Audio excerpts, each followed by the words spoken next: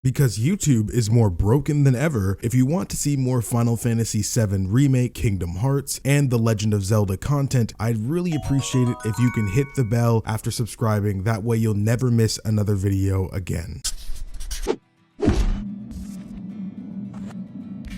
The time is finally upon us. It is now May 2nd of 2020, and amongst all of the horrible things that have gone on overall this year, we are now finally making our way towards the midway through point. And amongst all the horrible things that have happened this year and are still happening every day, there are always those little seedlings of good things sprinkled throughout that time frame. And late this month will be no different. On the 29th, Xenoblade Chronicles Definitive Edition is set to launch worldwide on the Nintendo Switch, and I'm sure if you're watching this video, we could not be any more excited for that day to get here. I mean, there's just so much going on in the world that honestly we'll take just about anything, but the fact that arguably one of the best JRPGs ever made is re-releasing on most modern consoles, it's a pleasure. It's awesome. It's exactly what we need right about now. A new reason to live, even, I'm sure, to anybody here, honestly. I'm sure if you're watching this video, that's no exaggeration, but this is not really what the video is fully about. We all know Xenoblade Chronicles Definitive Edition is releasing for the Switch later this month, but as we all know, as we all seen the trailers, there is a new epilogue actually coming out that comes alongside Definitive Edition. There's actually going to be a new epilogue coming out alongside Xenoblade Chronicles Definitive Edition called Future Connected, and Future Connected takes place 1 year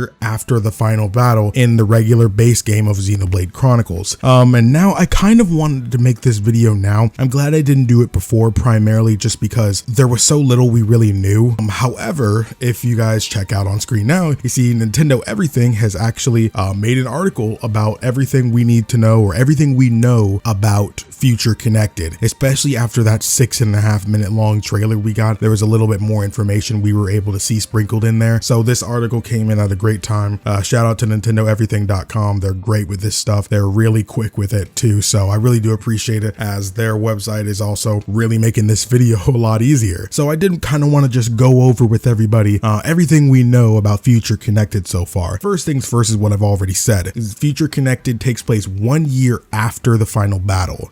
We already know that. And of course, the world is at peace now. All the different races are working together, and restoration was proceeding, as we saw at the very end of Xenoblade Chronicles, which was amazing. And of course, I'm going to say here, I should have said this at the beginning. This video has possible spoilers for the ending of Xenoblade Chronicles 1, so I would highly recommend not watching this if you haven't actually played the original Xenoblade Chronicles yet. So I'm sure most people probably know that just based off the title, but you know, there's always going to be that one angry guy in the comments if I don't say this kind of thing. Okay, so now it seems like we're getting into more of the story of Future Connected. Shulk suggests to Melia that they look for Alchemoth, the Imperial capital. Then the two of them hopped aboard the Machina ship junks. As they searched for the capital, they were welcomed by a surprise attack. Oh, is this who would be attacking them? I don't think the Mechon would be attacking them. When we see in the trailer, they're already getting to where they got to, which is the Bionis Shoulder. So yeah, it seems like the place where junks fell is called the Bionis Shoulder. This is the shoulder where they're not really sure that people live here, but Shulk seemed to be reassuring Melia that people have to live here. And it seems like when they were surprise attacked, that's where their ship actually fell, and they crash landed on the Bionis Shoulder. So that's cool that we know that, you know, they were on their way somewhere, but they actually crash landed in the Bionis Shoulder. So they weren't even actually on their way there. So that's really cool that we get to, you know, find out a little bit of information about that. Bionis Shoulder, never seen in the main story. Yeah, because if you don't know, the Bionis Shoulder was actually supposed to be in the original game, but too sure fully of what was the reasoning. I think it could have been worries about the length of the game, so they needed to cut some content from the actual game, and the Bionis Shoulder was one of those areas. So it's cool that we actually, in a way, instead of just shoving it into the main game of Definitive Edition, which is what I was hoping they wouldn't do if they ever remade this game, they actually revolved epilogue around that. I feel like that's one of the best things you could have done with that kind of thing. And the fact that, you know, say unlike Torna, this came with Xenoblade Chronicles Definitive Edition. It just makes things that much better because not only do we get, you know, a little bit more for our buck, but we also get a little more closure after the ending of Xenoblade Chronicles. I mean, that was already, you know, a beautiful ending, but now that we get to see something that takes place a whole year afterwards, we get to see a flash forward. We get to see maybe what the relationships of each character are like, you know, maybe, you know, Shulk and Fiora together or something like that. Maybe they broke up and now Shulk and Melia together, bro. I'm down with that. I am so down with that. Melia's best girl after all. Anyways, in the area of the Bionis' left shoulder, a strange mineral is making land masses start to float. Oh, okay. Due to my hype, it was a little hard to really fully see what was going on. I've watched the trailer numerous times, but I'm always so, oh my gosh, to really, you know, to really pay attention to what I was seeing. I meant to do an analysis video already, but I was kind of going back and forth. Should I do an analysis, just like showing me recording, you know, going through each moment of the trailer, or should I just do everything we know about video? So I was waiting for a little bit more details, but because the information came out, so I guess we're doing this one. But yeah, so the strange mineral is making land masses start to float, and we kind of saw that in the trailer. So that's really, really strange. So of course, Shulk and Melia are kind of just coming here like they don't really know what's going on. So I'm sure there's probably going to be a central character who's going to be filling Shulk and Melia in about what's really going on here about and why the land masses are starting to float. The members of Nopon race are Kino and Nine. I'm gonna say Nine just because that's what I think it is. I have a ton of people in the comments telling me otherwise, but I don't really care. But yeah, we definitely saw that. So it's Shulk and Melia have two other companions in the Future Connected Epilogue, and they were both Nopons. You know, they look really cute, and I really like their character design. And it also seems like they have some kind of cool, I'm not really sure how to say it. I want to just say an all-out attack, kind of like Persona, because it looks really cinematic, and they're doing a bunch of damage, you know, all working together on an enemy. So I'm just call it something like that until, you know, before I read further and find out it's called something else. But I think it's really cool. We get two new Nopons on the team. So I think that's really cool that they'll be joining us. They're still young, but their fighting capabilities will put even adults to shame. That's funny because that's cool. I'm wondering how young they really are. So I'm not sure if they're younger than, say, Tora, or I know, you know, Riki's obviously a grown man with a family. So that's cool that we're seeing, you know, younger Nopons like this. Kino, striving to become a hero for the sake of his father, weary of strangers. So yeah, he's definitely going to give us a little bit of a harder time. He's going to take a little bit longer to warm up to us. But the fact that he's striving to become a hero really shows what kind of character I feel like he's going to end up being. Primarily just because anybody who wants to be a hero is going to have to deal with strangers all the time. So hopefully he becomes, you know, he isn't too hard to deal with at first, or he doesn't give us the cold shoulder too much, in my personal opinion. Nine, Kino's adoptive mother. Oh, so Nina's not that young. She adopted Kino. Okay, well, she may look cute, but she's one mighty fighter. Okay, well, they're family then. So one's a mom and one's a son. So that's kind of cool. You know, we never had that dynamic, so it was really cool. And especially since she's one mighty fighter. So I feel like she's going to be leading the charge of this over Kino especially. Plus, I love his name is Kino. That's so cool.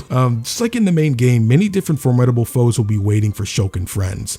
Yeah, I definitely saw that. If you saw the trailer, they're definitely seeming like some crazy freaking fighters coming up in this main story of the epilogue. I'm wondering if our levels carry over to the epilogue. I get like that it wouldn't, because say you ended up beating the game at a lower level, but then they recommend, say you beat the game at like level 50, but they recommend you play the epilogue at level like freaking 70 or 80. So it's like, wow, they really want you to grind 30 levels just to play the epilogue. That'd be really weird. So I hope they don't do something like that and they adjust the game's difficulty, the epilogue's difficulty, according to what level you were when you beat the game, or so whenever you start it. So if I just choose not to play the epilogue until I'm just doing some extra stuff, doing some side quests and everything like that in the post game, and I keep leveling up to level 70, then I start the epilogue at level 70. I hope they adjust for that kind of thing, and I hope they really do that. That'd be really cool. Since Shulk has lost his ability to see the future, they'll have to be more careful than ever during battles. Yeah, because